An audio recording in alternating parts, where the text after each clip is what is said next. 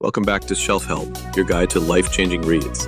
Today we're diving into Shift by Ethan Kross, a book that explores one of the most powerful and dangerous forces inside your head, your inner voice. That constant mental chatter can either build you up or break you down, and Shift is all about learning how to steer that voice in a direction that serves you. Ethan Kross is a psychologist and neuroscientist, and his research bridges science and story in a way that's both practical and eye-opening. If you've ever felt stuck in a spiral of self-talk, this one's for you. Let's start with the big problem, mental chatter. We all have an inner voice. It helps us make decisions, remember things, rehearse what to say. It's the narrator of our lives. But when something goes wrong, like you mess up at work, get into an argument, or feel overwhelmed, that voice can turn on you. Instead of helping, it starts to catastrophize. I always screw up. Everyone's going to think I'm incompetent. Why did I even try? This is what Kross calls chatter, that negative mental loop that hijacks your focus, damages your confidence, and drowns you in doubt. Real-life example.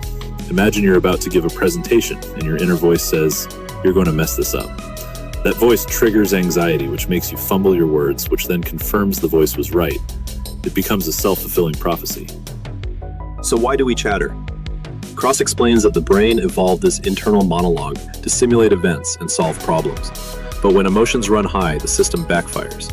Your brain goes from analyzing to overanalyzing, and this flood of self-referential thoughts can cause decision paralysis, insomnia, weakened immune response, even relationship problems. In fact, Kross cites studies showing how people who ruminate too much are more likely to suffer from depression and anxiety. Neuroscience example. When researchers looked at the brains of people stuck in negative self-talk, the default mode network was overactive. This is the part responsible for self-reflection. Meanwhile, areas involved in regulation and logic went offline. So in simple terms, when chatter takes over, your brain's ability to function clearly takes a backseat. Tools to shift your inner voice. The good news, you can shift this voice. Here are some tools backed by science that Kross recommends. This is self-talk. Talk to yourself using your name, or you, instead of I. Instead of saying, "Why did I screw up?" say, "David, what can you learn from this?" This creates a sense of perspective, like you're coaching yourself instead of criticizing.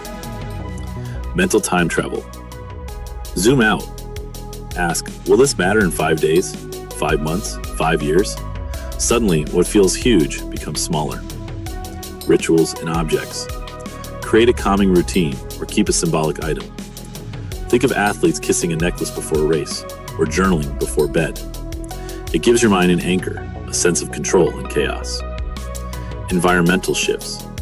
Surround yourself with nature, music, or art. These sensory experiences interrupt negative loops and stimulate positive emotion.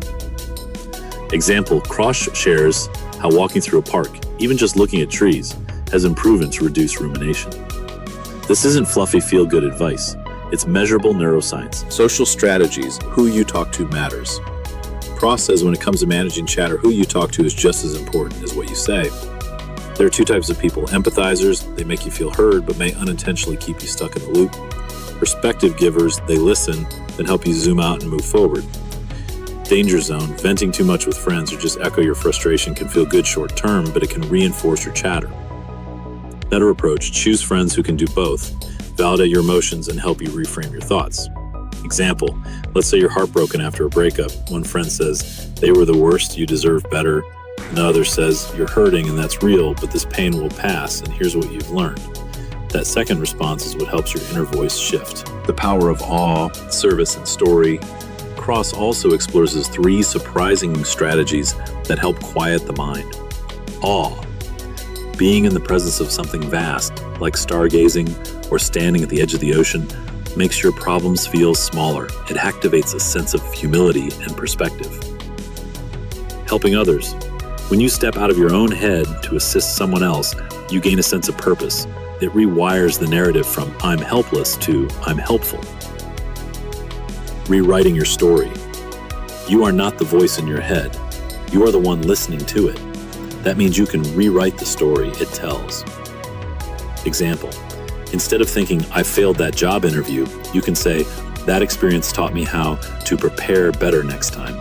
Same event, new story. Here's the core message of Shift by Ethan Kross. You can't turn off your inner voice, but you can guide it.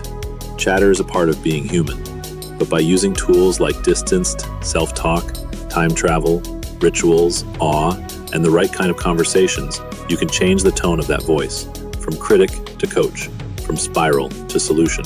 And that shift, it can change your confidence, your focus, and your entire life. What's one mental habit you're ready to shift? Drop it in the comments, and if this helped, give the video a like and subscribe for more life-changing reads. This is Shelf Help. Thanks for watching.